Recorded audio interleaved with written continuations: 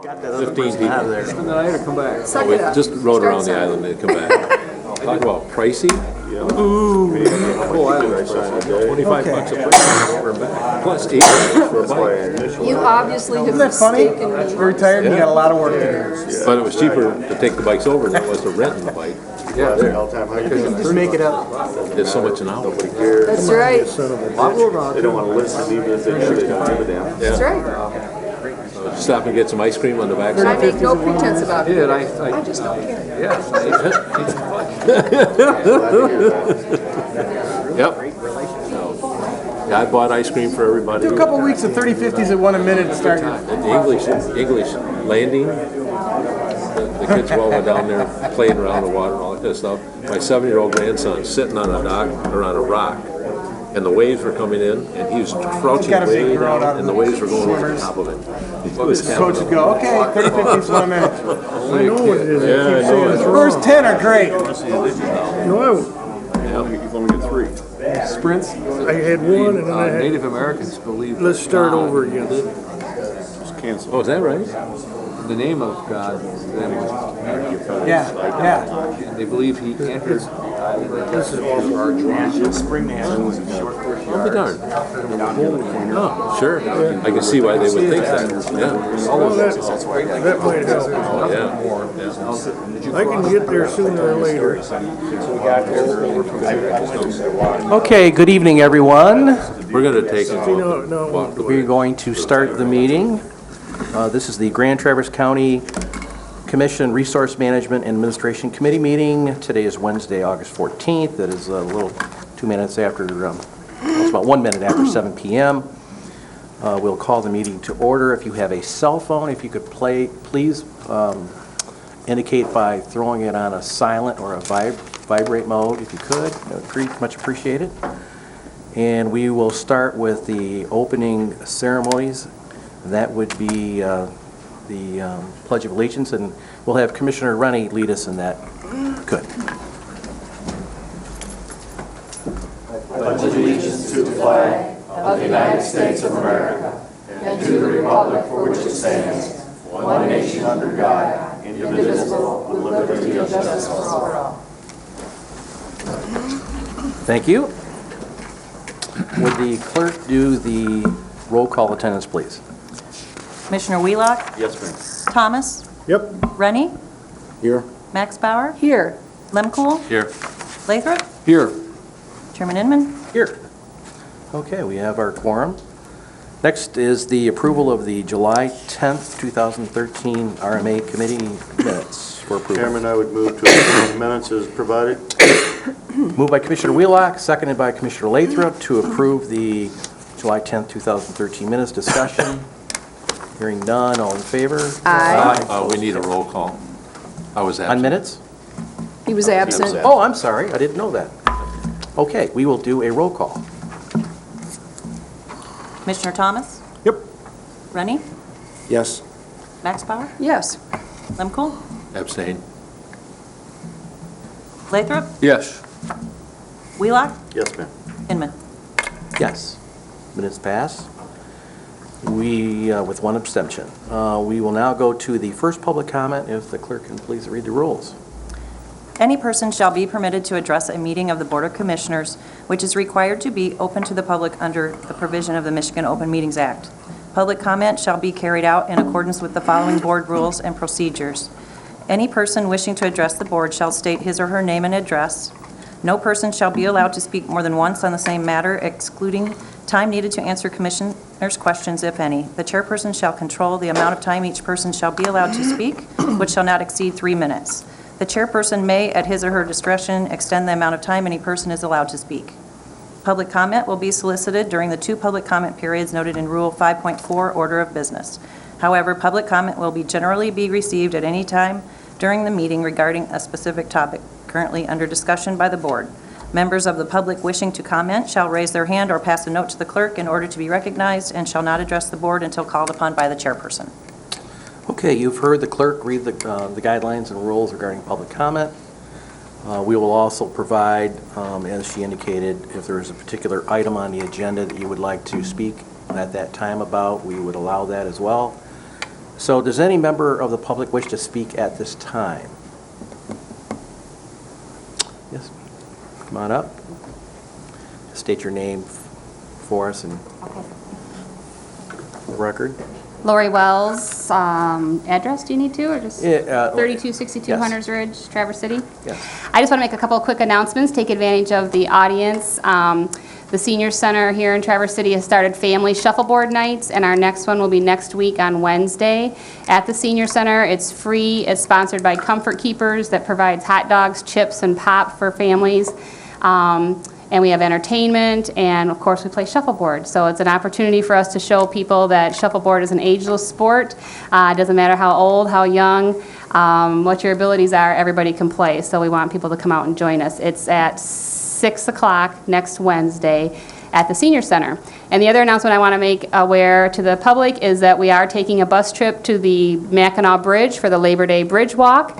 And we do have openings on the coach. It's $50, and you get a T-shirt that proves you made it across the bridge. We'll probably give you one even if you don't make it, but there is room on the coach for people to join us, so we want to just make people aware if they want to get in touch with the Senior Center, call us at 922-4911 and we'll get you a spot on the coach. So thank you. You're gonna talk Great. about the hoedown? Hoedown. I could be here all night if I want to talk about everything, but yes, we do have a country hoedown coming up next Friday night. It's the 23rd out at Twin Lakes at Gilbert Lodge. We have line dancing and contra dancing going on out there with a picnic, and it starts at 7 o'clock. It's $5 in advance and $7 at the door, but it's a beautiful setting out there, wonderful wooden floor for dancing, so get your cowboy boots on and your hat and come out and join us on Friday night. Thank you, Herb. Thank you. Anyone else wish to speak at this time under public comment? Hang on for a second. You're not public. Yeah. Anyone else? All right, Commissioner Maxwell? My husband and I recently took a trip out to California, and on the airplane is this wonderful Sky magazine. And inside, you will see True North Wine Country, Traverse City. Great. And I will quote this: "This Michigan retreat is quickly turning into America's next bucket list worthy destination." Wow, cool. So it's a really nice article, and I wanted to call everybody's attention to it. And we recently had a commissioner who had a birthday. And what birthday would be complete without a Superman sippy cup?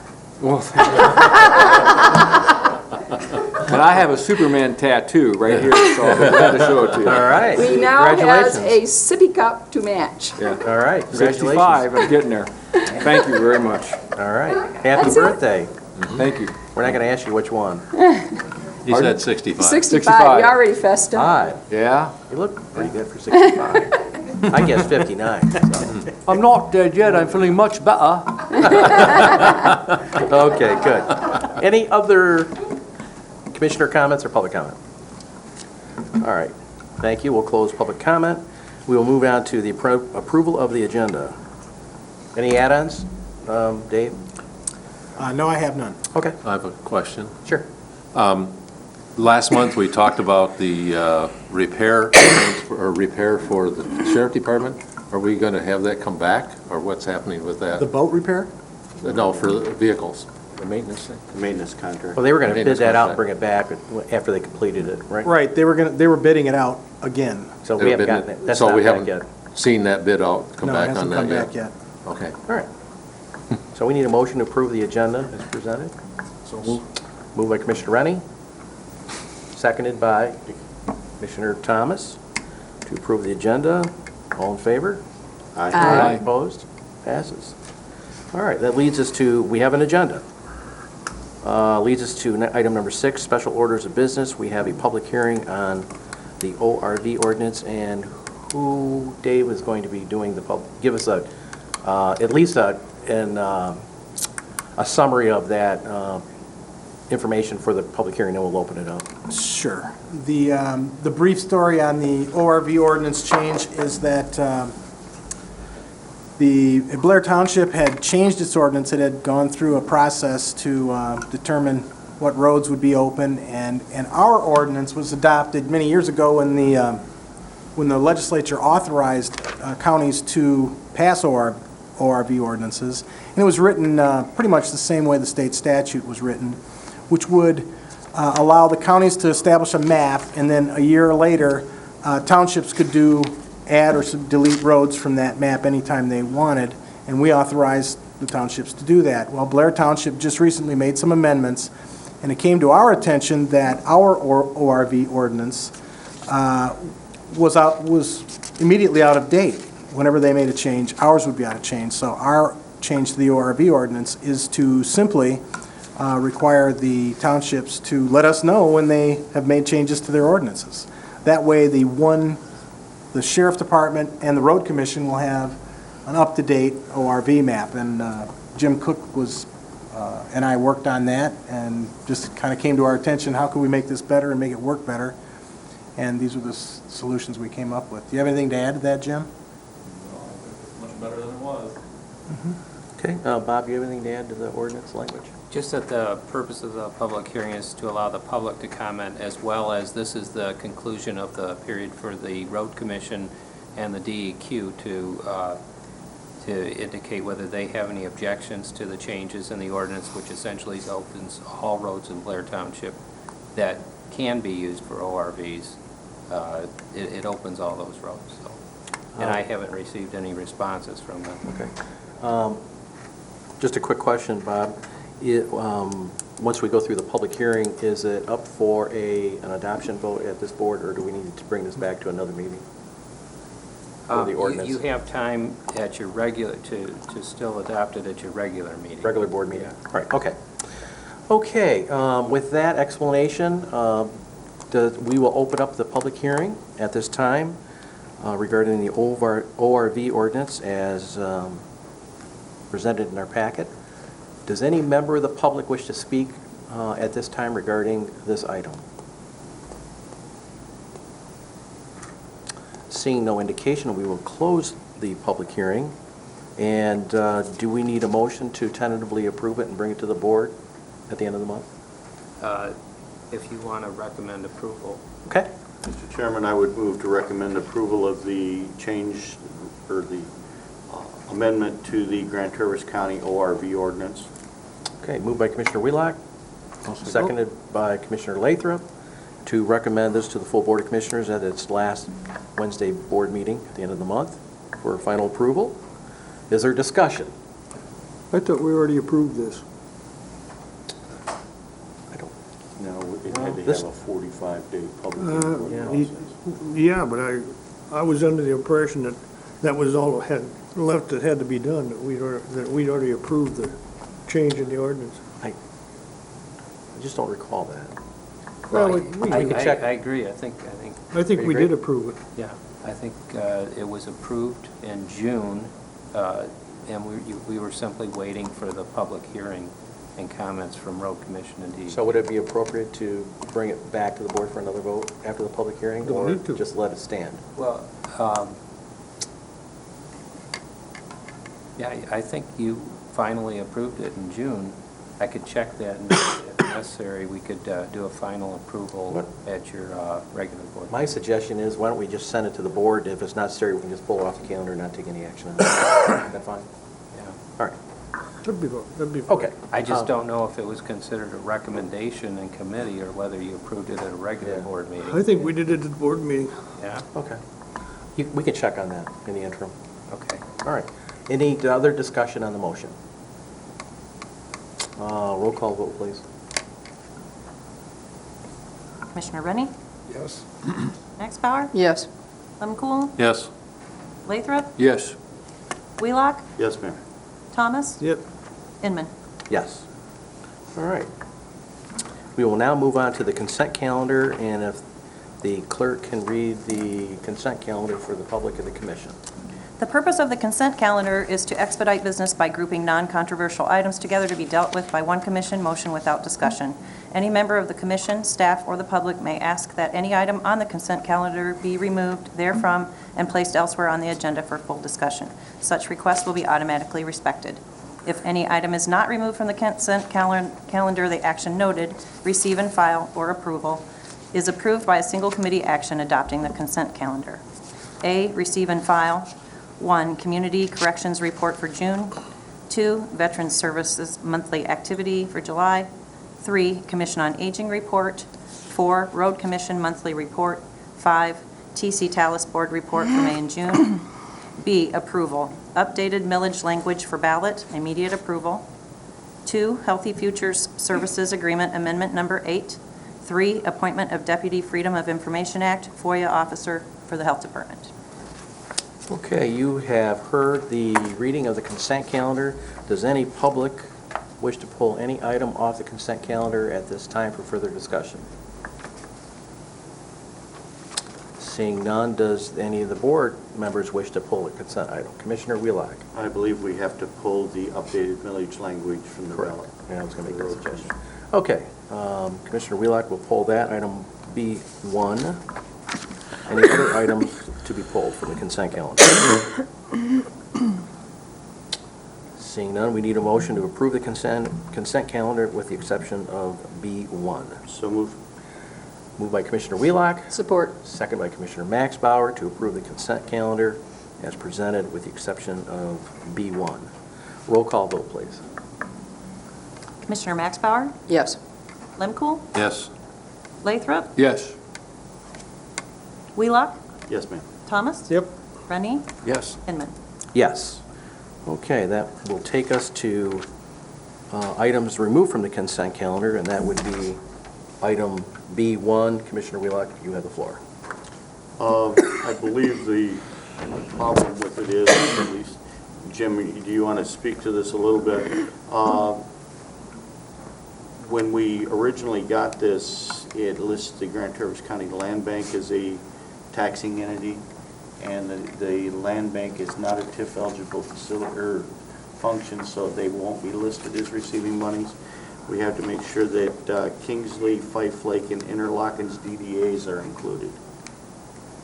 Do we have a revised one? I left messages for Jim and Dave both this afternoon. Chris Forsythe did Kingsley. prepare a revised copy. Do we have that? Yeah, I got it. It's in your thing. It's in here? No, because the one I've Well, got still shows here. the land bank.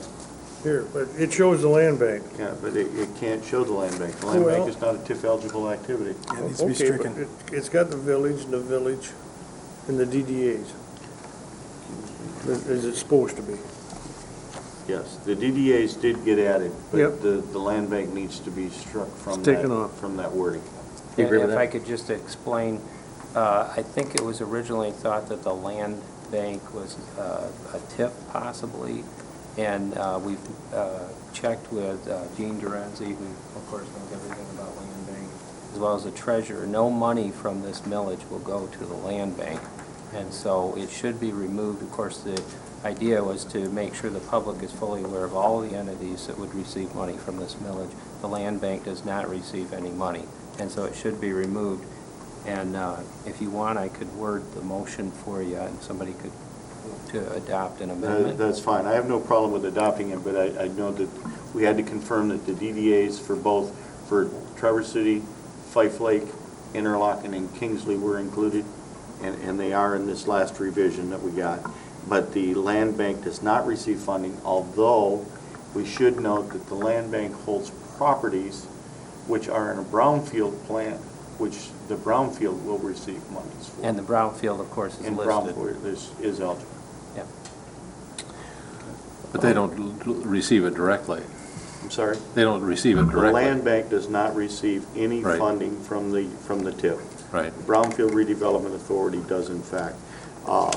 That being said, I asked this morning at the land bank meeting to have them put that together for us as to how much money Grand Traverse County's land or brownfield will receive. For the 3-year, the total capture is $86,412 For the brownfield? to the Brownfield Redevelopment Authority. Okay. I have a question unless someone has a motion. Bob, would you be kind enough to word the motion, and then I'll be Yes. happy to say that it's my motion. Okay, I move to amend the previously adopted resolution authorizing the local streets, roads, highways, and bridges repair and improvements millage proposal by deleting Grand Traverse County Land Bank Authority from the list of governmental units that will receive tax increment revenues from this millage, as stated in the last paragraph of the proposal. So moved. Okay, moved by Commissioner Wheelock, and presented by the prosecutor, second by Commissioner Lemkool. Discussion. I have an item if no one else has one. Just a question, Bob, on I guess my understanding of including the development authorities is that they could receive funds for the development of their roads connected within their authority district. Would that be true? Or is it for sidewalks, or what would they use their money for? Not the DDAs, as far as I understand. I think that the commission can request that, or the road commission or this commission could ask that is the way that the money gets spent. But for road improvements, whether it's trees along sidewalks or something like that. But I don't think it specifically has to go to roads, and they're included in there because it's part of the statute that they, if the public is going to pass this millage, they receive some small amount. It's not a lot of money, and I don't have numbers, but they would receive some of it. Okay, I guess the second question I have is that on the Brownfield Development Authority,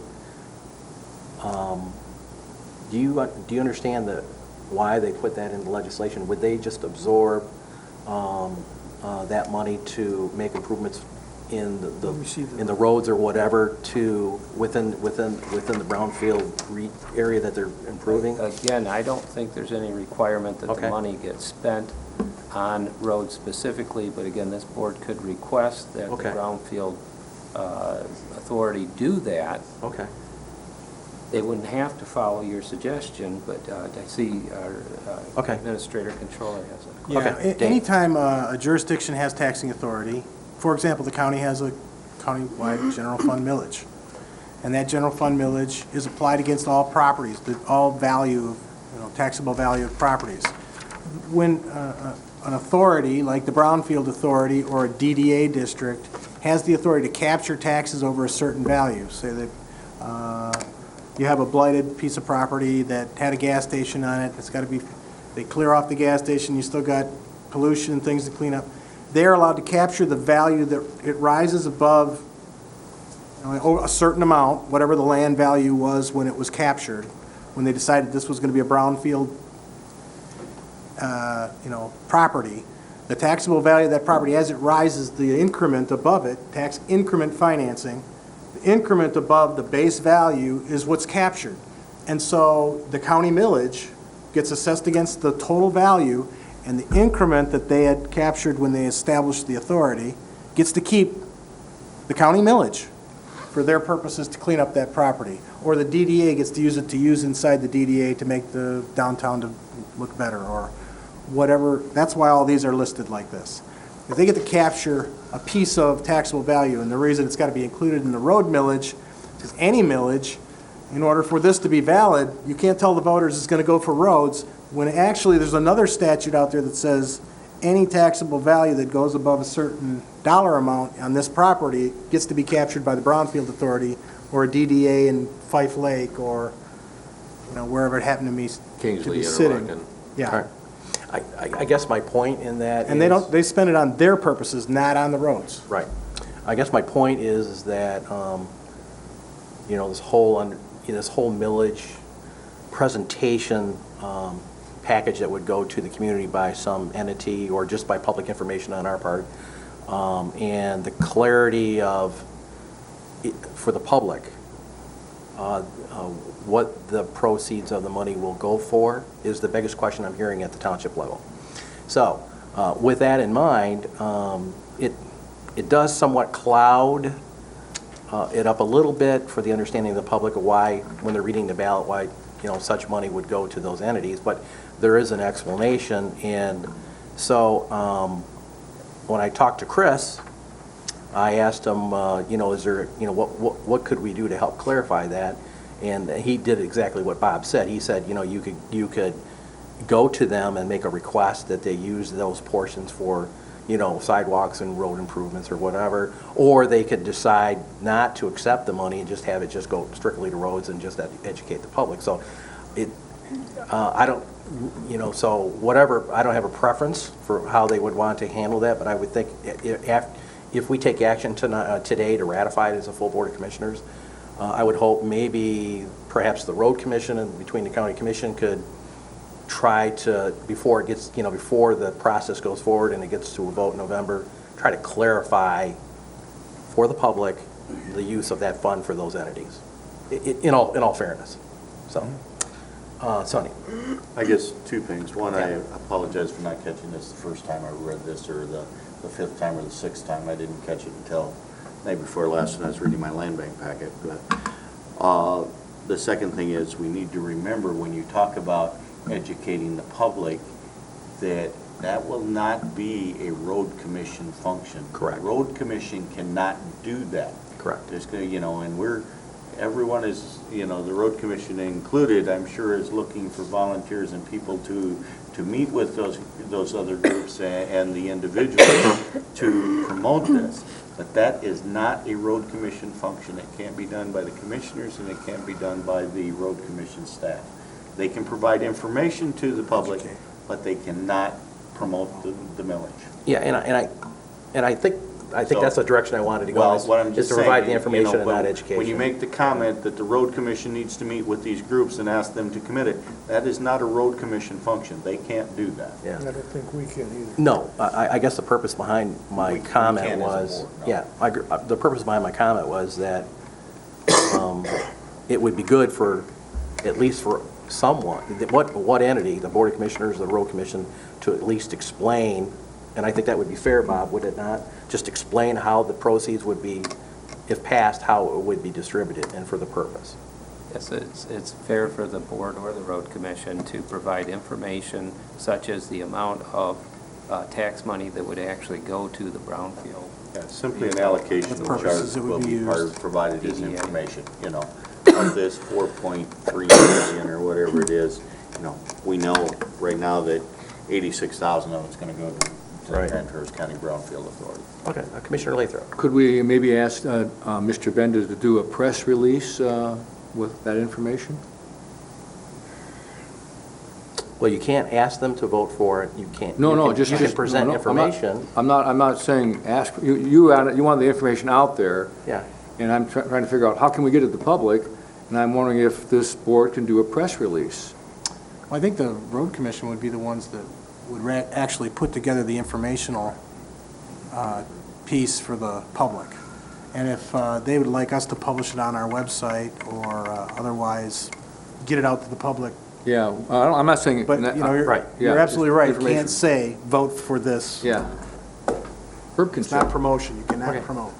all right, Commissioner Lemko. Including, This You can vote, motion needs to Commissioner, take immediate effect, Personally, Yes, you can. so we so need, make sure that's part of the Bodies, motion. a governmental yeah, thank you. body, and Motion maker and resources second of the agree that's a government. full You ratification can't of Board spend any Board of money Commissioners. promoting. You can notate that Yes. as a part of the friendly amendment to the motion. Okay. Any other discussion? People out there that pay taxes. We know who you are. Commissioner Rennie. So that everybody else. could you just clarify this again with respect to what a guy who sits on the Board of Commissioners can say at a township meeting or something like that, with respect to this millage?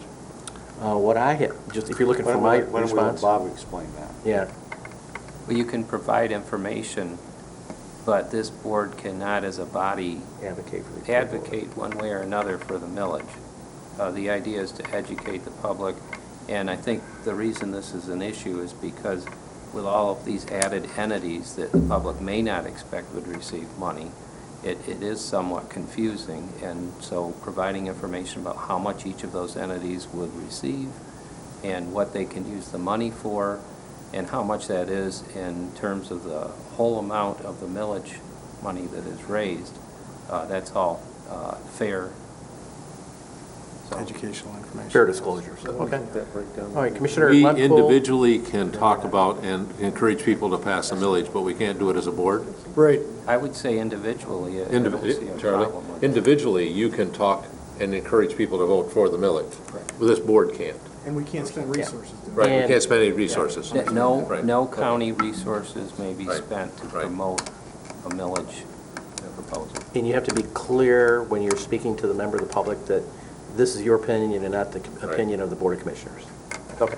Any other, does Commissioner Thomas? No, that was, Okay, good. me and Herb were All thinking right, along the same any line. other questions on the motion? Jim? Okay, we'll allow some public input on it. Jim, you have the floor. Thank Get you. yourself introduced.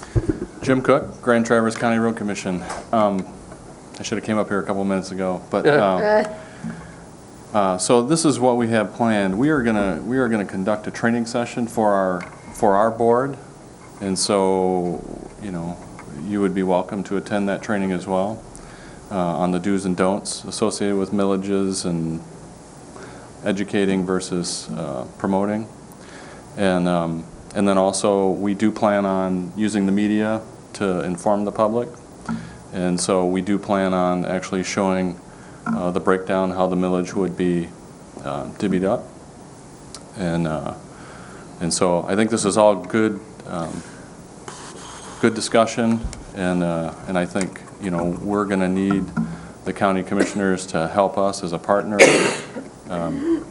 to work through all those details. And we have a very short time to educate the public, and so we appreciate your help.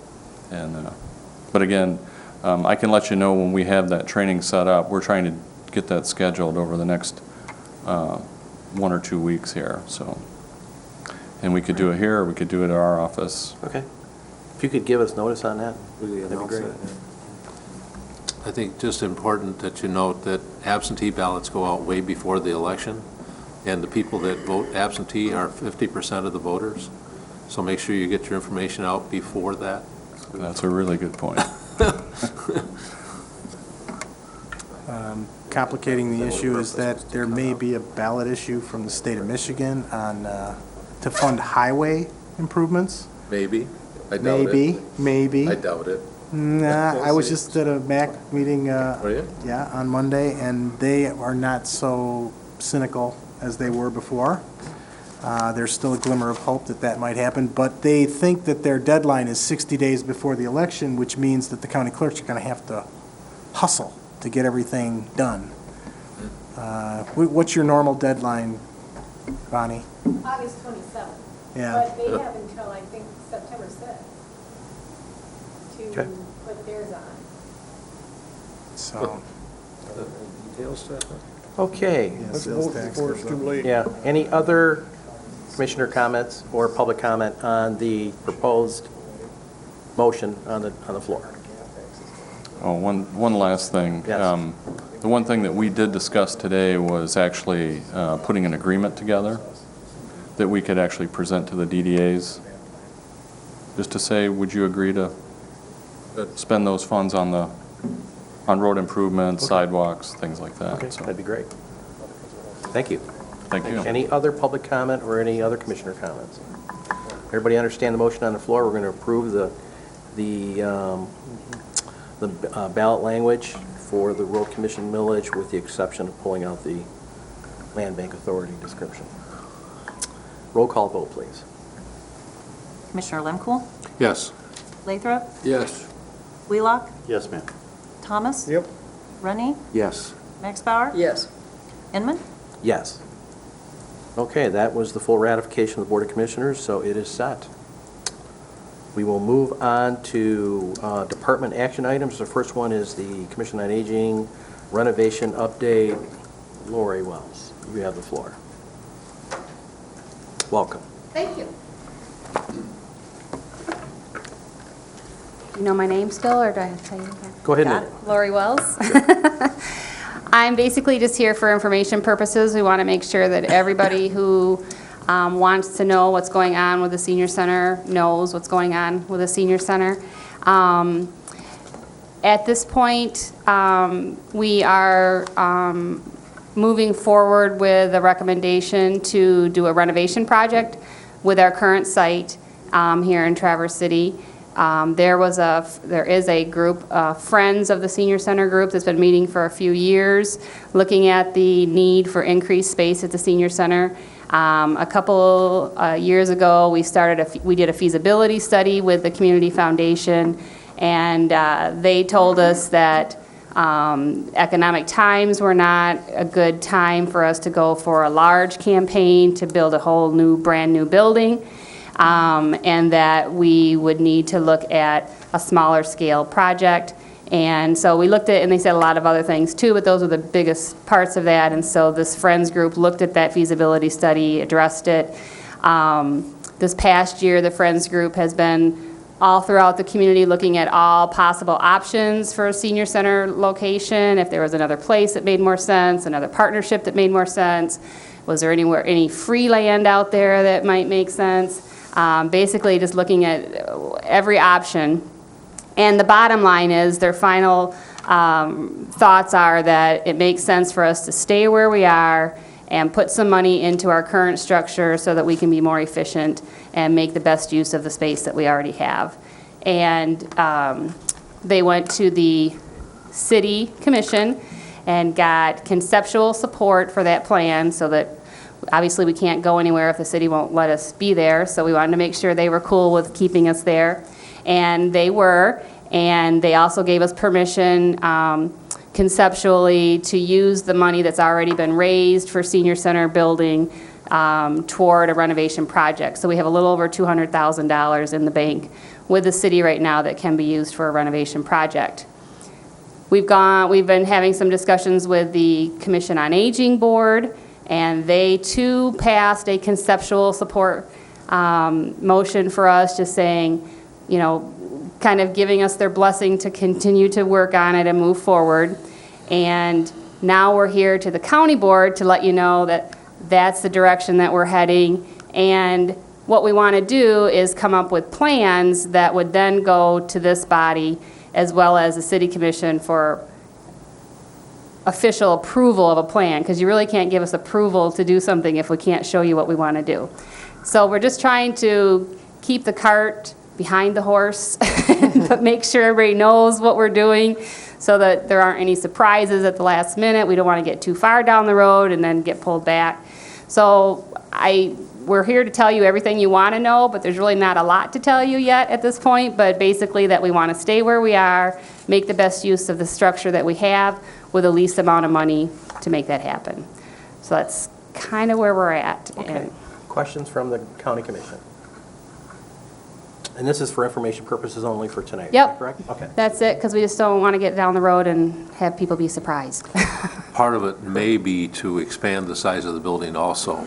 They just don't know yet, right? We don't know yet, but I don't think that that's very likely with the amount of money. We're looking at about a $500,000 project, and we need to do some major work to the bathrooms and kitchen. We want to get the posts out of there. We want to do some stuff to the entry. So $500,000 isn't going to go very far, but if we can knock down one wall and add a few feet with that money, yeah, we'd love to do that. How much square footage do you have? About 5,700 square feet, a little over. Anything else? Are you going to be looking to see what a new facility would cost on the same site? Well, we have looked at that. Okay. And it was too much. Well, was it about 11 million?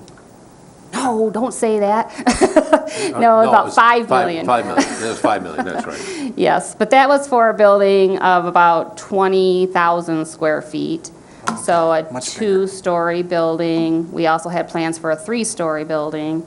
The problem with our current location really isn't that we can't build a big enough building there. We can, but we're landlocked for parking because it's a parkland, so we can only develop, I think it's 20% of the property. So we can't build a new parking lot there. So parking is limiting how big we can build a building, unless everybody wants to start boating in, which would be great too. Or a helicopter pad or something like that, but. Or you buy the land across the street for parking. We have talked about that too, yeah, but parking is a big problem. But also right now, just the feasibility study telling us that they don't feel we'd be successful with a $5 million project right now. But that would be like 4 times the size building you have now? Yes. Yeah, but nobody's looked at how much would it cost to get a 6,000 square foot building? We did have some preliminary, Spence Brothers worked with us a little bit. Yep. And we just kind of looked at total square footage and cost versus, and it would, I don't want to say publicly how much, but it was more, obviously. Okay, I mean, it it definitely was was way more more to than- build a new building. Because Okay. we looked at, okay, what if we just made exactly what we have right now? How much would it cost us to do that? And I want to say it was a little over, like, almost 2 million to do Okay, so it that. was substantially more than what you're expecting. We felt like it was at expecting that to point. Renovate. Yes. Any other questions? Commissioner Rennie? Yeah, I noticed in some of your write-up here, you say still eventually you would like to go to a central location. Yes, One well, building to kind of do all, and there's a lot of inadequacies up there in that location. Is it worth Where we are putting- right now? Yes. yeah, Is it there worth is. putting this money in there rather than trying to go for a new facility someplace else? Well, I believe it is, because I mean, my vision in the future, if we were ever fortunate enough to get a location where the Commission on Aging entire agency would be in one building, would not eliminate the need for us to continue to have the current building that we have, because it would just become a satellite location like we have in Kingsley and Interlochen and Fife Lake and Acme and whatever.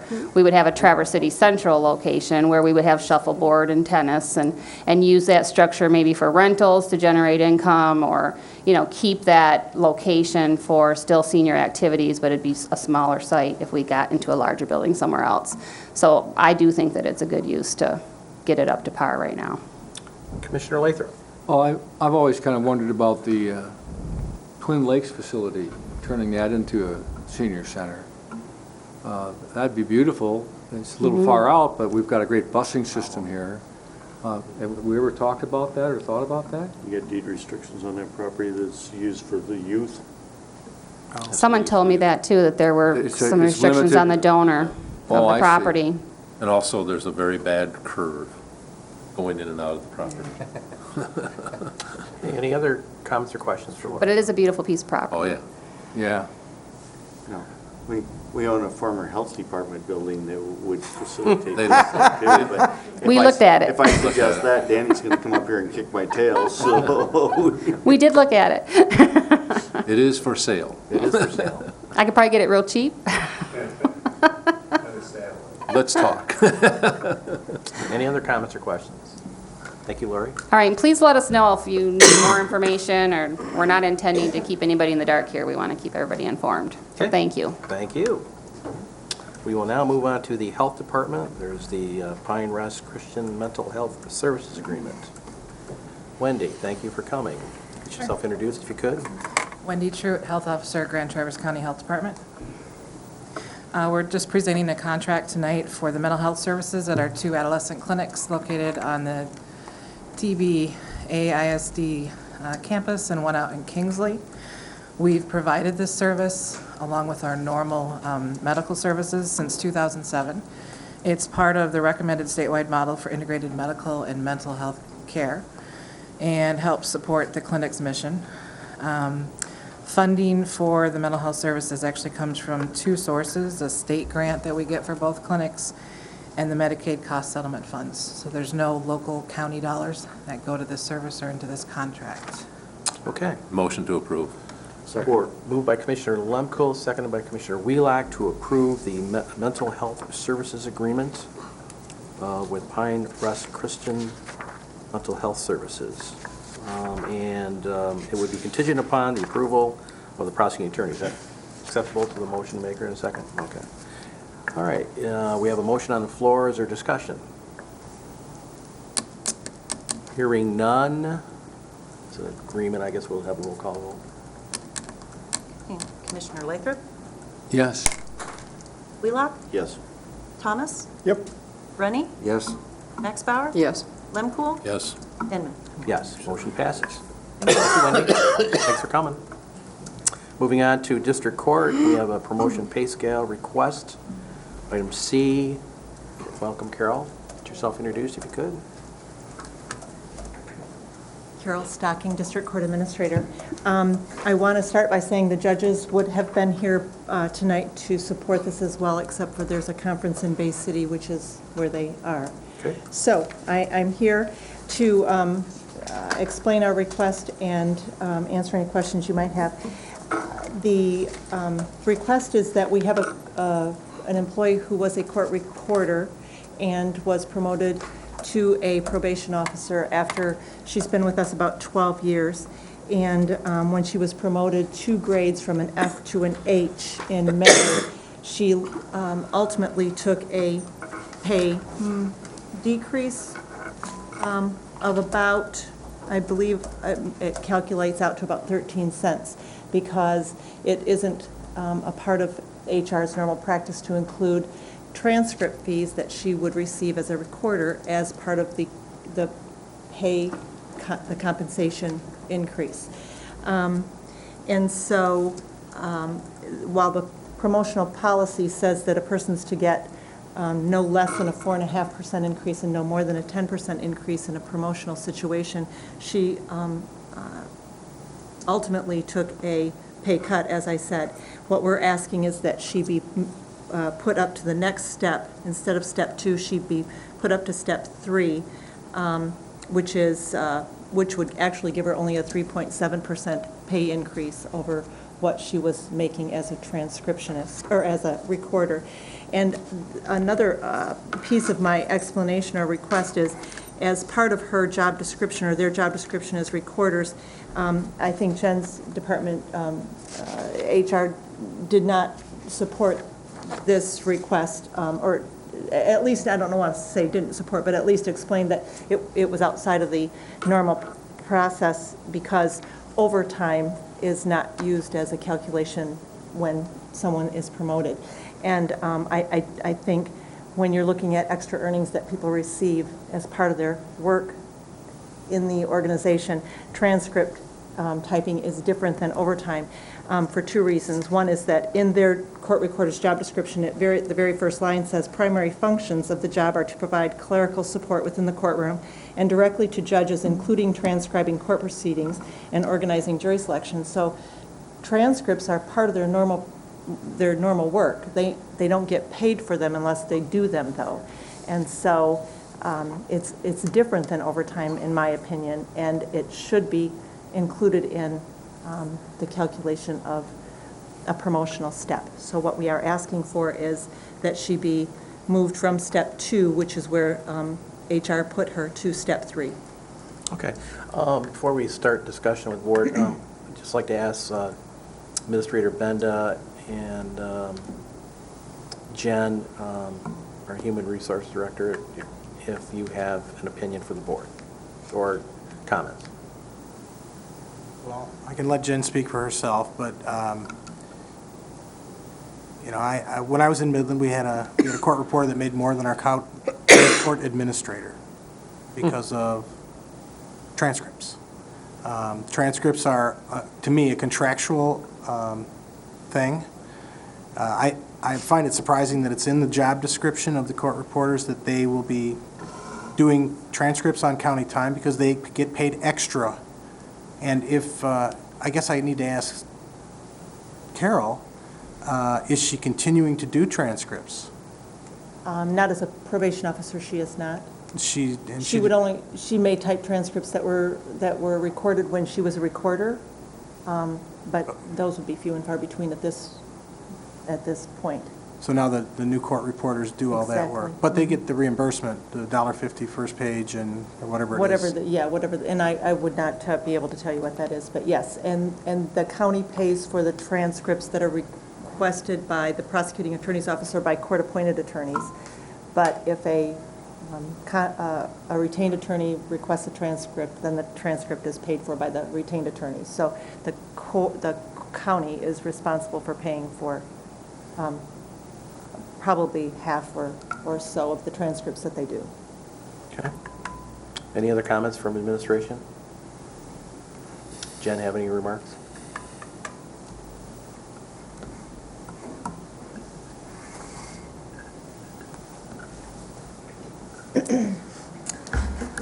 Good evening, Jen Seaman, Human Resources Director. Carol is correct. It is part of not only the county policy, but it's also in the Teamsters District Court labor agreement where it's between 4.5% and 10%, and that's how we administered the promotional increase for this employee, was based upon the base wage. Didn't take into consideration anything extra earnings, which would be the transcript fees, and using overtime as a comparison, because overtime is not part of a base wage either. So when we look at a promotion, we look at the base wage, not including overtime or anything in extra earnings for employees. Okay. All right, we will, thank you. Commissioner Maxbauer. Carol, if we make an exception with this employee, we're going to be asked to make exceptions with other employees. I don't doubt for a minute that other employees get overtime, and when they are promoted, that overtime is not, and nor do I believe it should be, included in the increase, in consideration of the increase. I hear Jen say that we are indeed following the union agreement with this employee, and as sorry as I am, I don't support your request. Okay. I do have a question unless someone else has one right now. If somebody, I'm just going to make the distinction between taking somebody internally and saying, we would like to promote you to a whole different position, okay? And I don't know if the rule, that percentage rule, is confined to someone in a position that would be going up to like a level 1, and then a level 2, and then a level 3, just because of seniority and a little more greater responsibility. I'm just going to make a viewpoint that this person's going to a whole different job, in a different level of responsibility, and a different level of job duties. And if this particular person was not working at Grand Traverse County and applied and had the skill set, had the background, the educational, everything you were looking for to hire for a probation officer, would that person fit in the 2 or the 3 category of the initial hiring offer? Well, if I understand your question correctly. Yes. Most new employees, without exception, I mean, I don't want to say that there's never an exception, or where we would request that they start at something other than step 1, but most new employees would come in at step 1. Okay. I think the difference here, too, and that is in the letter that we provided, is that this employee has been with the court for 12 years. She happens to be an attorney, so, you know, that isn't really part of this, but she's very bright and very, she knows the operations of the court. So moving her from a court recorder to a probation officer was really a huge benefit to us, because the training was literally, she needed none. I mean, there was very minimal training required, and she's up and running without, you know, as if she'd been there for a long time. So truly to start her at step 1, or even where she's at, really doesn't recognize the fact that that was a huge benefit to us, to move someone who has her experience. I was just trying to relay some of the examples that we've had here at the county board when, for example, when Bob Cooney went out and looked for attorneys to come in his office. A lot of them were beginning right out of law school or had some experience, and he brought them in.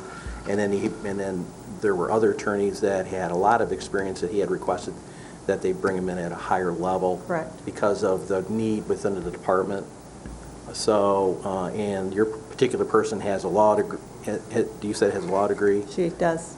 So I guess the question I have is, does the rules regarding promotions and really confine us for that person, really the job not really changing a lot, rather than going into a much more professional kind of position within the county, that we would have the discretion to, based on their background, education, law degree, to bring them to a different level? It seems that we have done that from time to time. I'm just throwing that out for Dave and you to consider. Is that a reasonable consideration or not? Well, I mean, I was just, the promotional, how it works, it's anywhere between 4.5% and 10% is the way the policy is written, and in a way the county policy and then the way the Teamsters district court contract is written as well. They mirror each other. So we take the base wage, add 4.5%, and then look at the wage scale to find out where the step is in there, and sometimes where the closest step is to that 4.5%. Sometimes it's pretty close, and you're at like 4.7%. Sometimes it's not, and you're at a 7% promotional, but it's between 4.5% and 10%. That's just the standard promotional policy that the county has and that we enforce in Human Resources. Commissioner Wheeler. Does it? Well, I guess as if I understand this correctly, this position with this person's qualifications scored out in a pay of an H. So The job is an H, not the person. the job is an H. We have to remember that we're talking about a job, not an individual that's in this. And over the last 5 or 6 years, we've had discussions at least 25 times with employees that felt they should be compensated more because either their job had changed or they were supposed to, doing more than the person that sits on the desk on the other side of the room. We've been through this over and over and over again. Until such time as the county board completes a total salary compensation study and reevaluation, we have over and over and over have refused to make variances from that policy. This person agreed to take a promotion at a starting wage of $21.34 an hour. As far as I'm concerned, that's the end of the discussion. I will not support paying this person, this particular individual, a different amount of money for this job at this time. That's not to say that I will not, and I've repeatedly supported the idea of a compensation reevaluation and a compensation study because we know that people's jobs have changed since 2001, I think, was when we started the last go around with an evaluation. Jobs have changed, people have changed. But remember, the compensation that sets to the job goes to the job, not to the individual that's holding that job. And I respect that, your comment, Sonny, but I think that the point that we're trying to make is that, and just to say it again, and that is that the transcript fees were a part of her normal wage. And when she was promoted, that by not taking that into consideration, she is not being fairly compensated in a promotional situation. It is unlike overtime. It is unlike other extra earnings that get paid. We pay other employees extra earnings for teaching MIP classes, for teaching retail fraud classes, but that's not a primary function of their job as probation officers. That is extra earnings. Typing transcripts is an expectation and an everyday expectation of a recorder when that is their job. And so when she applied for a position from an F to an H, and the promotional language says that you're going to get promotional pay between 4.5% and 10%, and then she doesn't get it, it seems unfair because it is different than those other extra earnings that people may earn in their jobs. I don't see any purpose to argue about it. The fact is that the position that she applied for and received pays a salary of $21.34 an hour. She would have known that when she took the position, and I'm But there is language that speaks to the promotional, the range that you put into. I've had people change different jobs from one to another within companies, and oftentimes they lose money because the job is different. Just because you take a different position inside of an organization doesn't necessarily guarantee that you're going to be paid more money. Okay, Administrator Benda. Yeah, the part about the transcripts being paid they're doing it for the court, but they're part of the job description, and they keep the transcript dollars. and it's been a long time since I've been through this issue with transcripts and court reporters. But as I recall, court reporters were they're not supposed to do them on county time if they're going to get paid for them extra. So, at least in the other counties that I've been in, this has been kind of a controversy that rears its ugly head every once in a while. So, you can either contract for court reporting and pay the transcript fees, and they get paid per page, and that's the cost. And it goes against an expense account, and that's the way it is. Or you can hire people in-house to do the job, and the transcript fees are remitted to the county, not to the individual. So I find it interesting that you have the kind of the best of both worlds. You get to work in the court reporter job on county time, and you get $1.50 or the $1 extra for each transcript you do on county time. And that's always been kind of there's always been a line of demarcation in other counties and courts that I've been working with. So, and that's why I'm having a hard time with this whole concept, that this is part of her wages. It's kind of an odd thing for me. Okay. Commissioner Lathrop. So when this county worker was doing transcripts, she was paid as if she was an independent contractor, is that right? No, she's paid, the transcripts that are requested by the prosecuting attorney or the court-appointed attorneys really are paid as if she's a court employee, and then she's paid as an independent contractor if they were requested by a retained attorney. So basically, it's something she wouldn't get regularly, it'd be episodic. Am I right? It's not something you get every week, depending on the number of requests. The amount. Yeah, the amount, I'm Right, saying would be yes, episodic. It right. wouldn't be X number of dollars. Right, so yes, she would get an amount every week or every pay period, but not the same amount, yes. Okay, so- Yes. Okay. Any other comments or questions by the board? All right. If you have the pleasure of putting a motion on the floor or not taking any action. You have to put a motion on the floor. We don't have a motion. Mr. Chairman, I would move that we deny the recommendation by the district court to expand the pay scale to Angela Kaylee Wolf, and that we retain the current pay rate of $21.34 an hour. Just for clarification purposes, it is 21, I'm sorry, Sonny, I was just going to clarify that, but you're right. That's what I was reading. Apologies. All right. Moved by Commissioner Wheelock, seconded by Commissioner Maxbauer. Is there discussion? Hearing none, all in favor? What? Excuse me, do we have discussion? Commissioner Thomas. Well, is she going to continue to do them, the transcripts? She's not as a probation officer.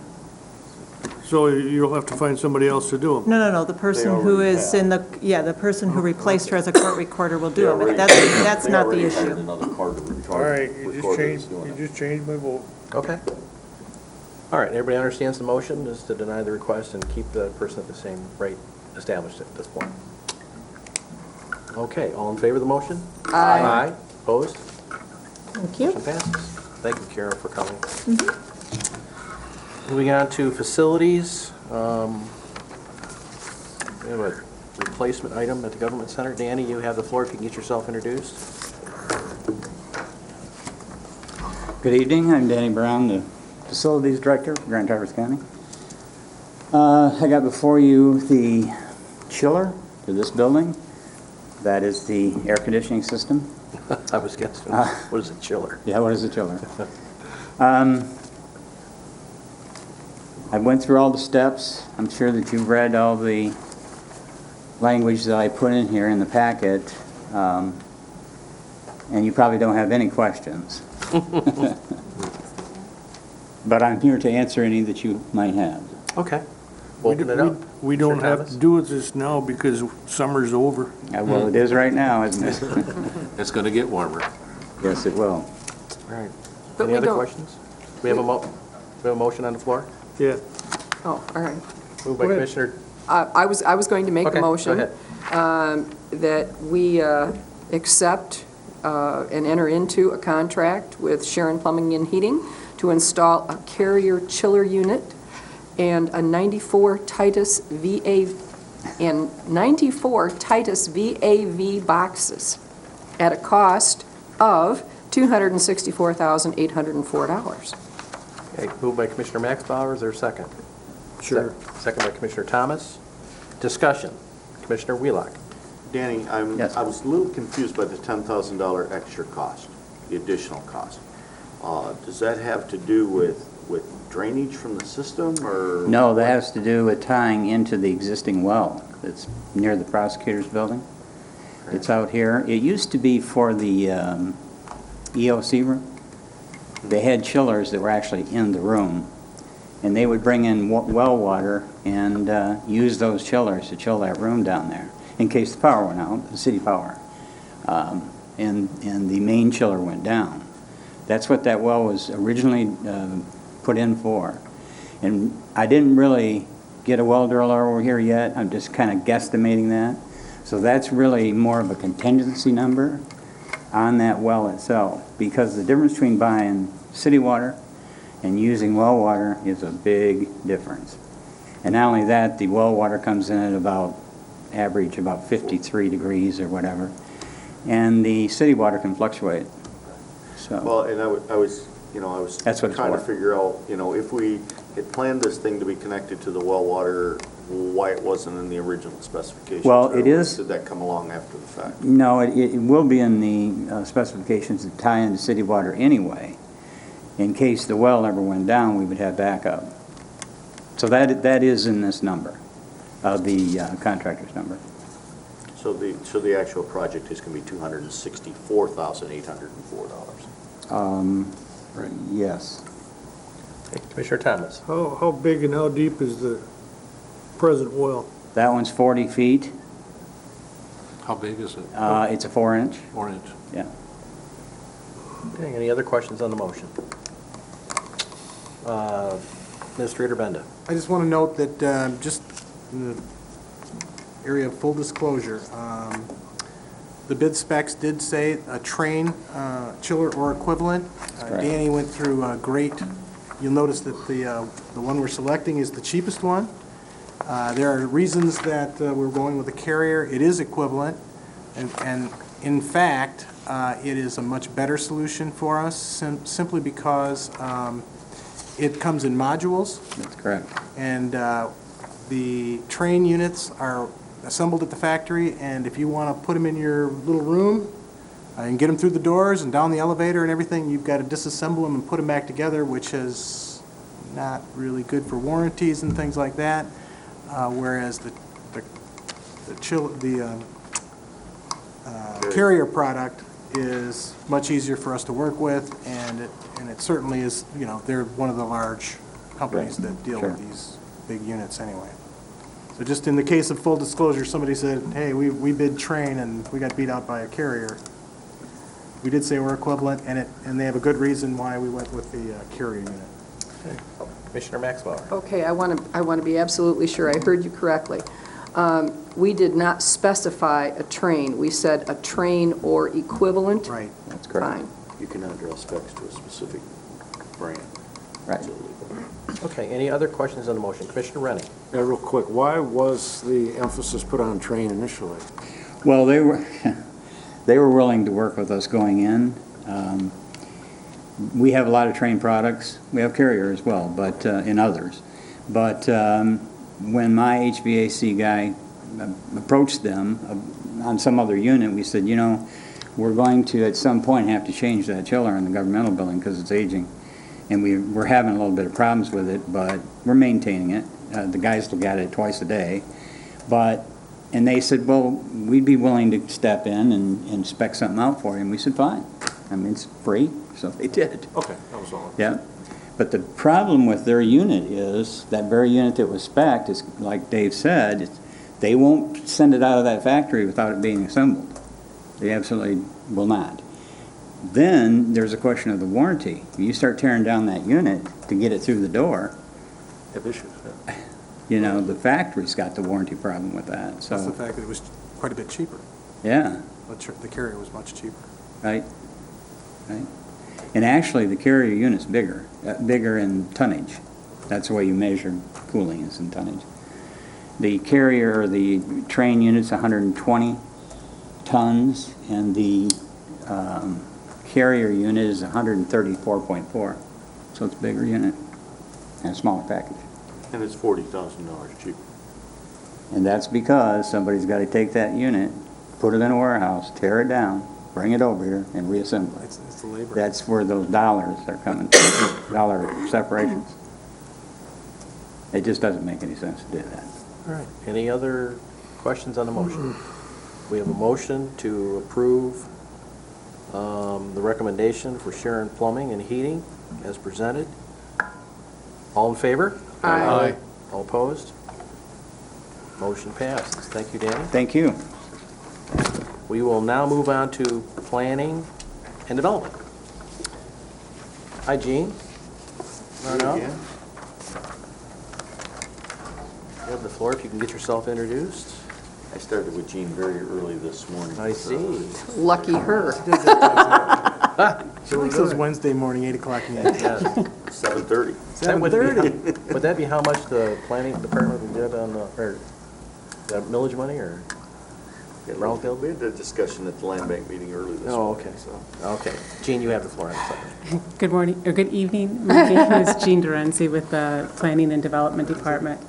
The issue before you today is for a DEQ loan, and it's relative to the Hotel Indigo redevelopment project, a brownfield plan, which is within the Traverse City Place brownfield plan. During the hotel redevelopment, they encountered increased cyanide within the groundwater, which requires a pre-treatment before it went into the sanitary sewer system. This increased the cost for the overall development. As soon as we identified the higher levels of cyanide, we requested a meeting with the DEQ. They came within 2 days. They identified a funding source through their revitalization loan program, and that was approved within 2 weeks. Went to the Brownfield Authority in July, and that was pretty good turnaround for us. Unheard of. So this all happened the first part of July as well. The revitalization loan does require the county's full faith and credit. This will be similar to the TBA. We will be putting agreements in place to secure the county's full faith and credit, so that the developer repays. The typical way is that the increased TIF will pay the loan back. So we will have all the agreements in place to protect that. The Brownfield Authority met on July 31st and requested the county board accept the loan and also accept this immediately to have the state release the funds so we can utilize the loan funds for that pretreatment and the other environmental conditions on that property. Okay, Commissioner Lemkool. As your representative on the brownfield, I would like to make a motion to approve this, and also just a big thanks for Gene and the DEQ for putting this together so quickly. Support. Okay, moved by Commissioner Lemkool, seconded by Commissioner Wheelock to approve.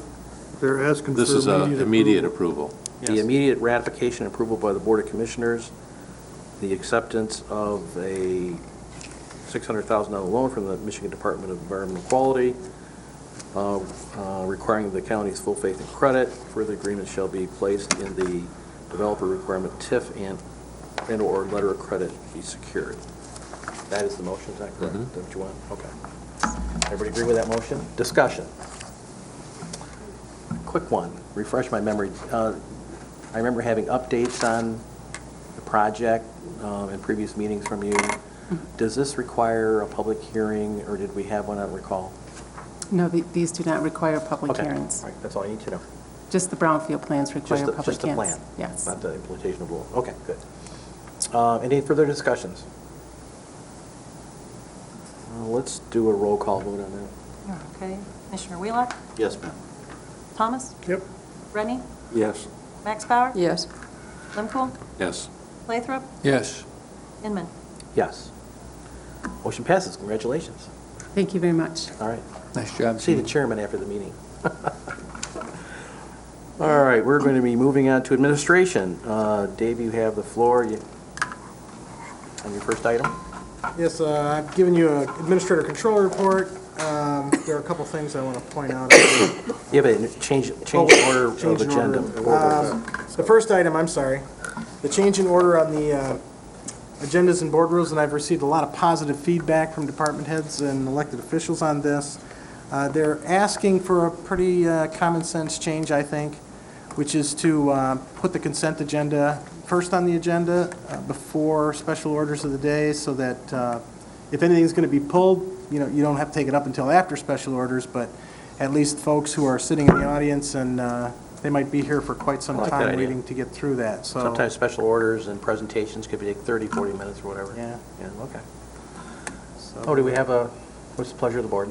Mr. Chairman, I would move to amend Section 5.4 Order of Business of the Board Rules to place consent calendar before special orders of business. Moved by Commissioner Wheelock. Is there a second? Second by Commissioner Rennie. Discussion. Commissioner Thomas. That includes the action on the special, on the consent calendar. consent calendar? yeah. That includes both. Yeah, so the action's taken, and then if something's pulled, they know to stay, and if it's not pulled, they can go. Yep. All right, since this is an amendment of board rules, we'll have a roll call vote.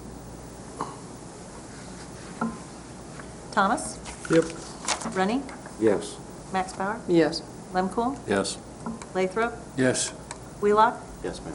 Inman? Yes. Motion passes. Okay, administrator's update. Okay, I've got a few things that I'm going to highlight real quickly for you on the administrative control report, just trying to keep it really short. Jail population is down, back around 150 or below. I don't know, it could change, from day to day, but it has come down precipitously, and I've had discussions with jail staff. We've met on a couple of occasions now and talked about where things are, and they've been working on trying to get the jail reports. They believe they've talked to the judges. In fact, I know they've talked to the judges and gotten a pretty good feel for what kind of a report they're looking for, and now they're meeting with information systems to see if they can pull that out. Apparently what's missing, when we had our discussion a few weeks ago, was we know the data's in the system, but they're having a hard time getting it out. Apparently there's a report writer module that was not purchased when the system was purchased.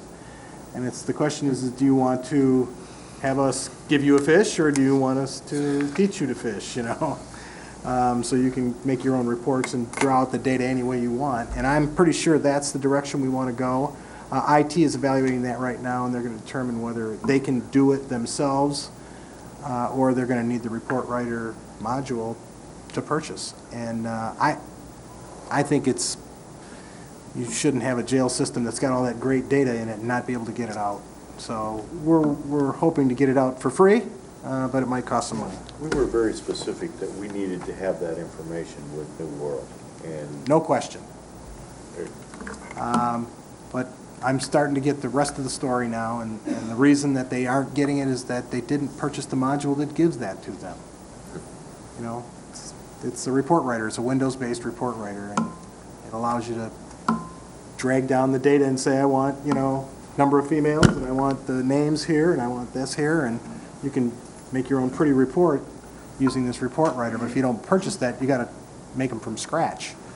Did they recommend that export we- each one of those fields. Did they recommend that we purchase that report writer in order to get what they? Well, New World did, but our IT department is now evaluating whether they can get the information out without having to go through that, and purchase a part of the report writer. specifications when we purchased the New World program was that we had to have this information available. And I'd have to go back and look at exactly what they did and didn't request and what they acted upon when they actually purchased the system. My understanding is that it was in there, but they didn't purchase it. They were said, here's what you should get, and they said, yeah, we'll take everything but that piece right there. We don't need that. And nobody really cared because we haven't been overcrowded until now. And once you hit overcrowding, then everybody starts to care really quickly. Okay. On the Boardman River dams, the implementation team has selected URS, which is the firm that's been working with the Corps of Engineers, has done the environmental assessment and the preliminary reviews. They're going to be designing and engineering the services for doing the design and engineer services for removal of the Boardman and Sabin dams, the river restoration and relocation, and the bridge replacement. And the county and the road commission we met this morning early to talk about an agreement that will allow us to make all this work between the two boards and the implementation team and the CRA. And I think we've got everything just about nailed down. We've got one piece of information from our insurer that we need to get, but I think the road commission will be meeting at a special meeting tomorrow night to take up the document that we reviewed this morning, Chris Forsyth and myself and Jim Cook and Carrie Zeitz, and I think we've got a good document together, and we're going to be bringing that if the road commission approves it on Thursday night, we'll be bringing it to your Ways and Means Committee for you to look at and asking for immediate approval on that so that the implementation team can get moving and the URS can get started on the project. Commissioner Lathrop has a question on that. Okay. Is this URS, are they going to design the bridge as well? That's the idea. They're a highly qualified firm, has worked with MDOT extensively, has done lots of, they're a big firm. Great. Yeah. That's great, thank you. And road commission they're pretty confident they're a good firm to work with, so. But in the agreement, the highway engineer will be able to review every step of the way, and there's some other pieces in there that we'll go over next week. Okay? Let's see, I've got one more, and where did that go? If you want to talk about the Friday, the River Reborn dedication. Yeah, there is I don't know if did you all get notification on that? They're going to have a rededication of the new renovated river? No, the river Reborn. that... The River Reborn. The portion that was It's in the reborn the way it was 100 years ago, and they're going to have a presentation, I think it's at 10 o'clock? 11 o'clock. It's 11 o'clock down at the old Brown Bridge Dam site. And then they're going to have a float after the dedication, and if you're interested in being on that, you need to get with the CRA pretty quickly so that they can make sure you have a canoe. They asked seat in for the an canoe. RSVP. Yeah. So that's coming up this weekend, Friday. The road commission. I talked with Jim this morning, and we actually met a few weeks back about, as you'll recall, we had a permit from the road commission on our new health building, and there were a number of things that they were going to need from us.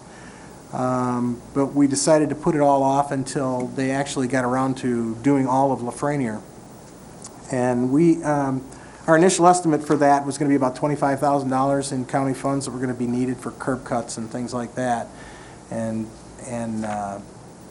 then they decided they were going to put a crown wedge on the road. Is that right? Is that the right terminology? And it would be $35,000.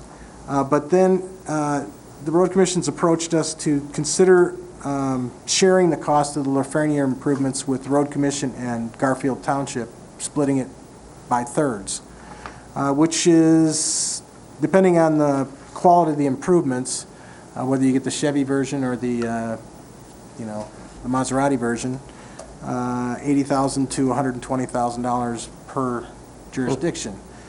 And I just throw that out there because I know that the road commission is getting the window for them to make a decision to do something this year is getting very narrow, and I know that Garfield Township is concerned about that road commission's concerned about that road, and as a matter of fact, we are concerned about that road. We have money already that we have to devote to that. And the question is do we want to go be part of a bigger project?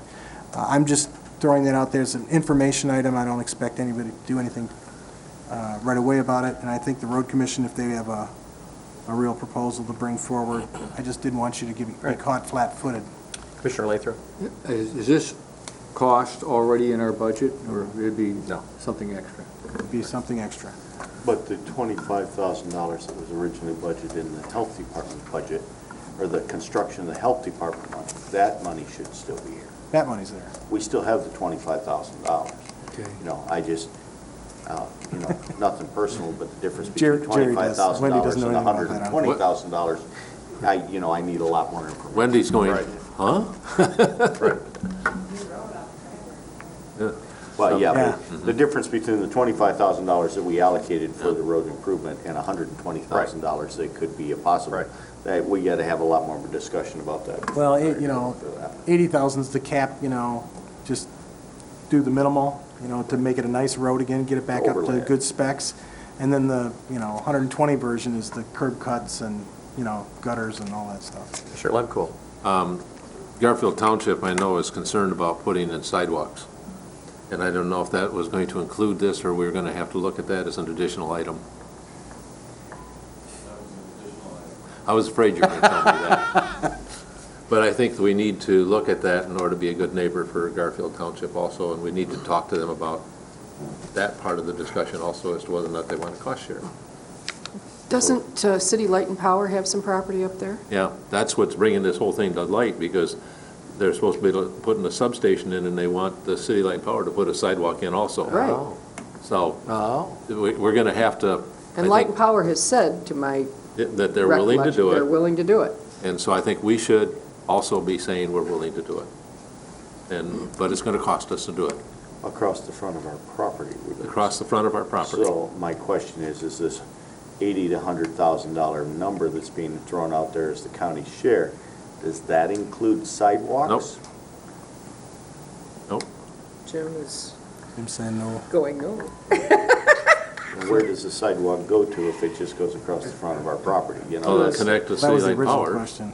property. Okay, so Yeah. then where do you go? When you get to that other 250 feet, I then know. where are you I at? know. Dirt.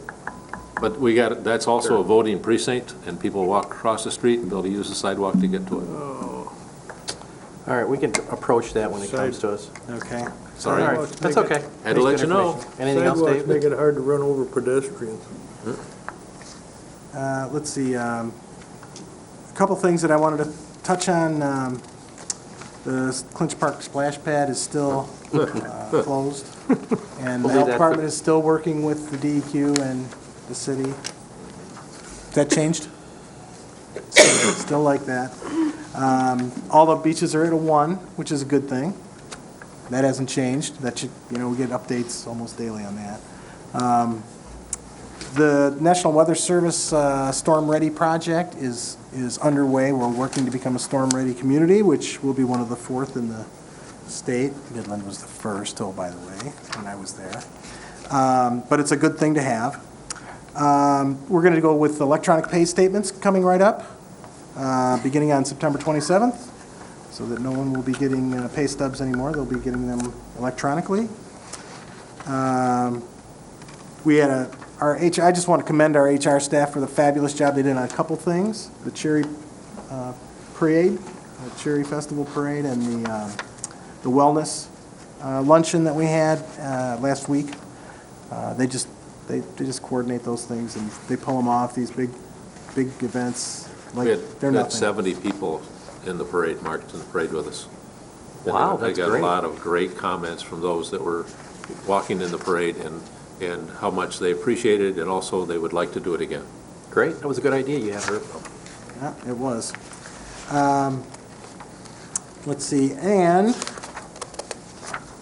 I wanted to note that Civil Council has been working enormously hard, and I wanted to commend Bob and Chris Forsyth for the work that they've been doing, because there's a lot of extra work going on out behind the scenes with the Boardman Dams issue and the Bureau of Indian Affairs and some other things that they're time-consuming things that, and they're just doing a professional job, and I want Bob to make sure he squeaks when the wheel gets a little rusty or starts to get, you know, a little bit too overspun, because I don't want him to, you know, we can get help if we need it.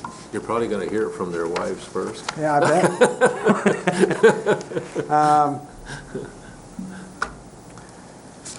You noted that we may be losing our DPW manager soon. Yeah, he's retiring. He's retiring, About and 6 so is months or Jim. something. so is George Champlin, and the BPW is going to be discussing their replacements, or replacement. We held interviews all day today with potential resource recovery managers, and we're going to be doing some background work for the next week, and in about a week we'll know what's going on there. I'll probably be at your Ways and Means Committee announcing who we've selected. And the team was the chair of the Resource Recovery Board, and a gentleman from American Waste, and Jen Seaman and myself. So, and it was a good group, and it was a good slate of candidates. And that's about all I have. Okay, any questions on the administrator's report? Yeah, how are we doing with George the turkey? Well, too bad Danny's not here, because it's just, if you want to hear a funny story, that's a great story. It needs to be on YouTube. It is hilarious. Well, apparently the turkey is roosted in the what's it called? The portico. The portico, yes. No? Not anymore. He's out of there They removed the lights physically. because they're warm up there. So they took the I lights see. down. So George has moved? Still around. Oh, he's still around. They put craft paper up in the bottom half of the door so he doesn't see the reflection of their turkeys inside the door. He was socializing. Well, they're temporary fixes. Yeah. This is a good Well, thing, this is a good thing, because Thanksgiving's not too far away. But while he was socializing, he was, also doing what turkeys do, and so every morning we'd have to power wash the sidewalks. So people would have to walk through all that to get into the health building. Oh, no. And, There's also a tremendous amount of turkey lovers there now. That's and, true it would throughout the pick world. bugs off Friends of the the turkeys? fronts of cars. They're very Go friendly down for the turkey, yes. Go down the parking lot. And I was just have curious lunch. as to what are, But the fix is the best, and I don't know if it's going to work or not. But the DNR told them to take a 55-gallon drum And and that's put not working. corn on the top of it, or bird feed, and have the bird eat, and then after a week or two, turn it upside down, and then it'd fall in the bucket and not be able to get out. But apparently that's not working, because it's tall enough to eat the feed. He's too smart. He's not jumping in the bucket. Trust me, the turkeys can eat out of every bird feeder all the way around my house, so I'm sure of that. Commissioner Wheelock. David, the other morning, I only got part of it, there was some discussion on the radio about the negotiations between the tribes and the governor in regard to the compacts. Yeah. That the governor's set forth some standards that the tribes find to be totally unacceptable. And I didn't know if we had any update on that yet. I'd love to see what those are. Yeah, I'd love to see what those are too. I can. Jack O'Malley was talking about it on the radio the other morning, so maybe we can find out where that information came from.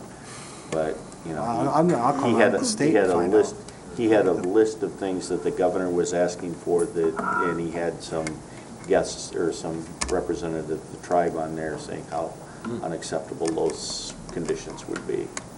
So Interesting. I think we really need to, and we know that we need to track that because it does severely affect Grand Traverse County.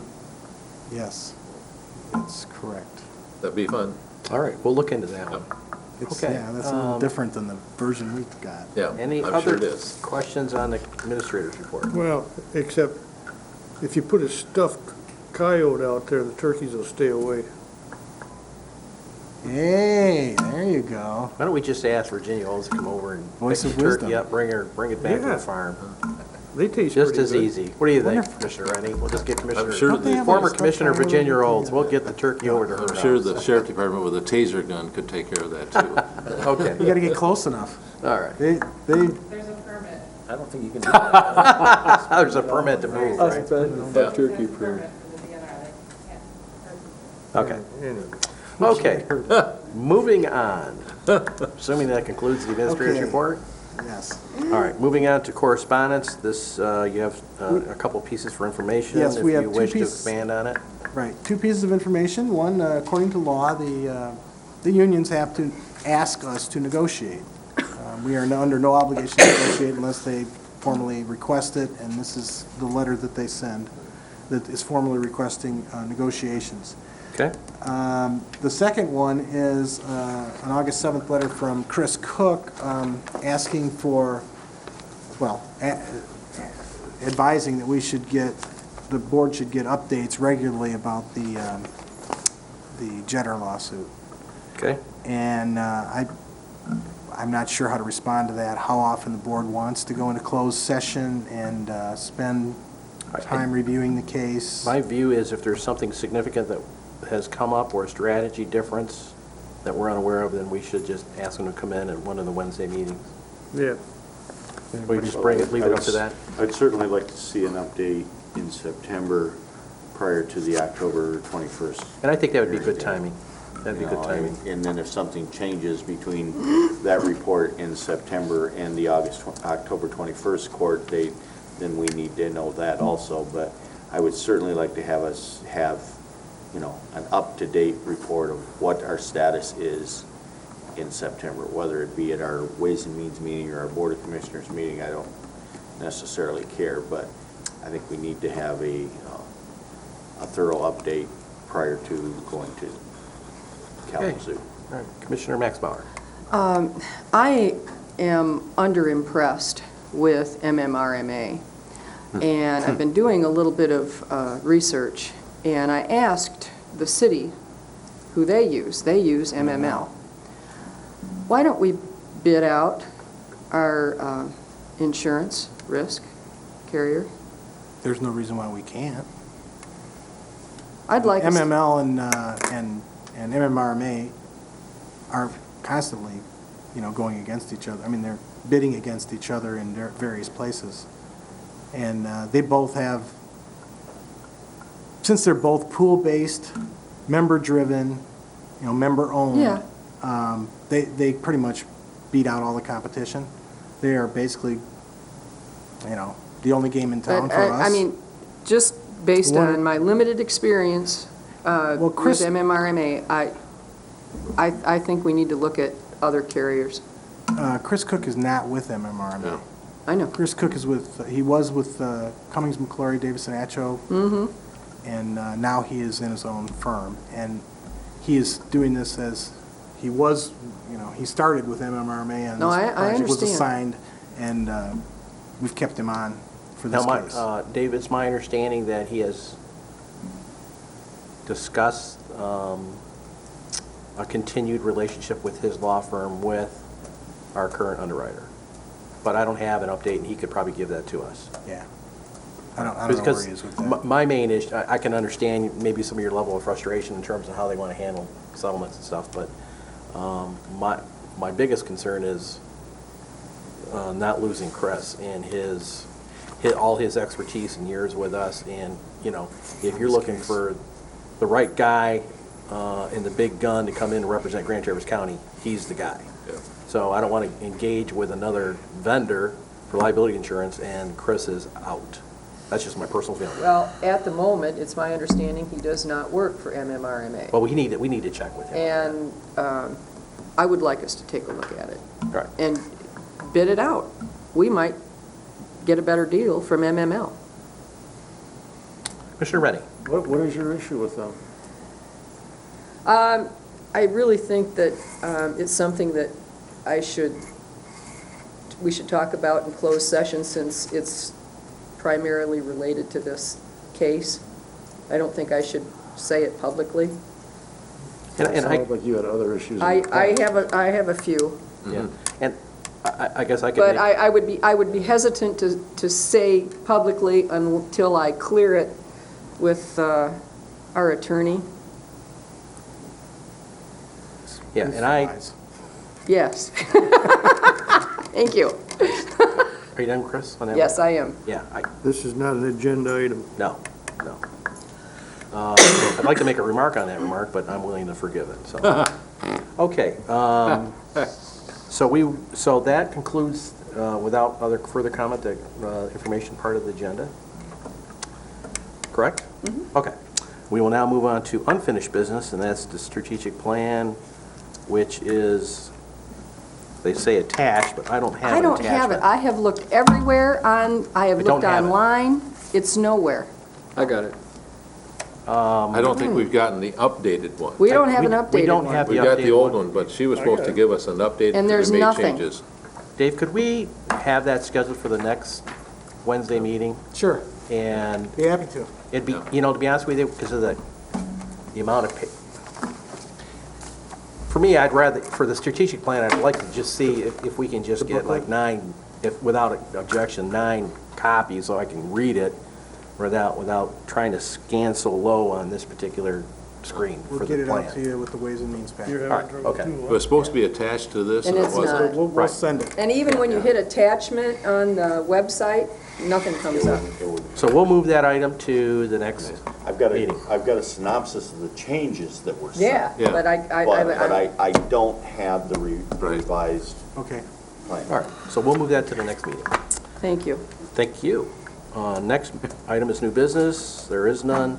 We have second public comment. Does any member of the public wish to speak at this time? Seeing none, we will close second public comment. Do we have commissioner committee reports? Hearing none, we'll close commissioner committee reports. Do we have notices and announcements? Yeah, other than that, the canoe outing for this Friday for the Conservation Resource Alliance is, you need to make reservations if you're going to be there. Also, the Steve Largen's going to lead another one on October 5th. It's $20 a person for canoes, and if you want to do that river led by Steve, you could also do that on October 5th. If you're not getting the Conservation District newsletter, please let me know, because it's a great newsletter letting people know what's happening there. There was a discussion about when all the river is back to its original way and all the dams are out, that it will create a very large park, and it's going to have to be maintained. And who's going to pay for that is going to have to be part of the discussion as to how they're going to be maintaining that, or are we just going to leave it go and let it deteriorate? But that's going to be a discussion that we're going to have probably when those dams come out, and it should be part of the discussion as the dams are coming out.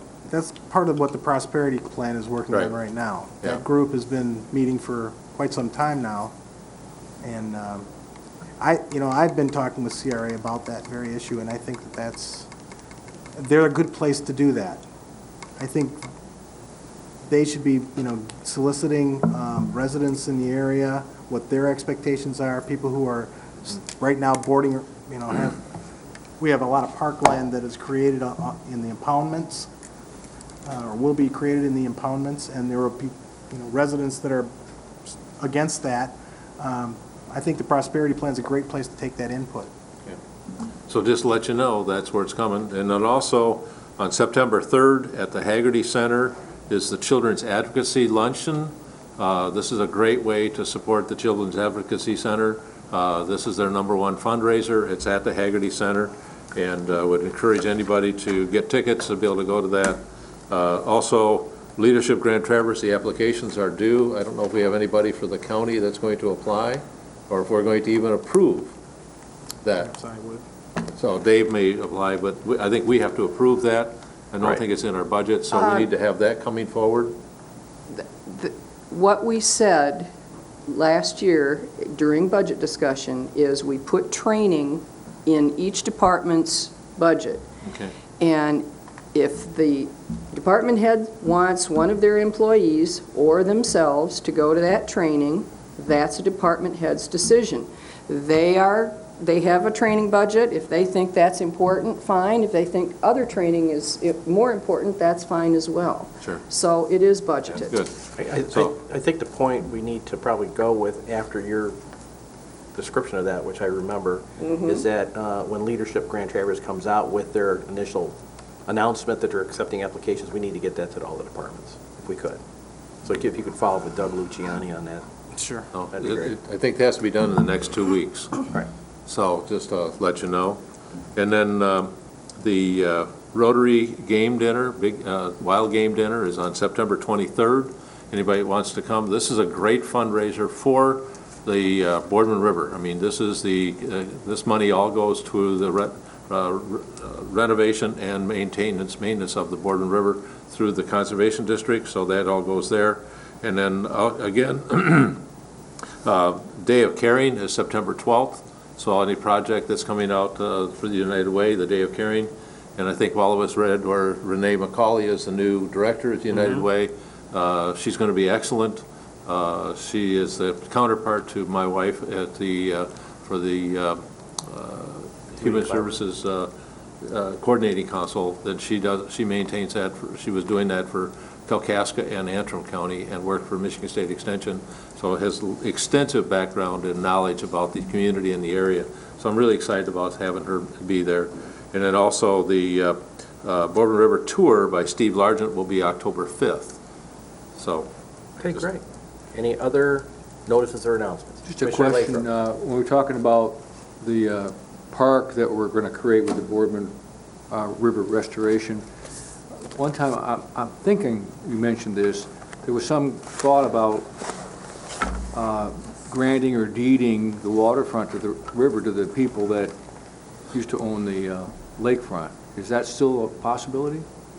Am I making any sense? Well, if I could help you with that, Yeah. is that we have to go through a process because there is an initiated lawsuit regarding that item, so we need to resolve that item before we Can decide on that? can even begin to discuss whether it's appropriate or not appropriate based on the fact-finding and the title work, whether that is something we want to do or not do. Okay. Okay? All right, thank you. Yeah, I don't think you can deed it because that's our land, and I don't think you can give land. I think he was questioning about, I think his question was Well, an that's going to easement. be, that's going to be a statement of fact, because the lawsuit's based on the fact that they own the land, and Okay. multiple legal opinions have said that they don't, so. Okay.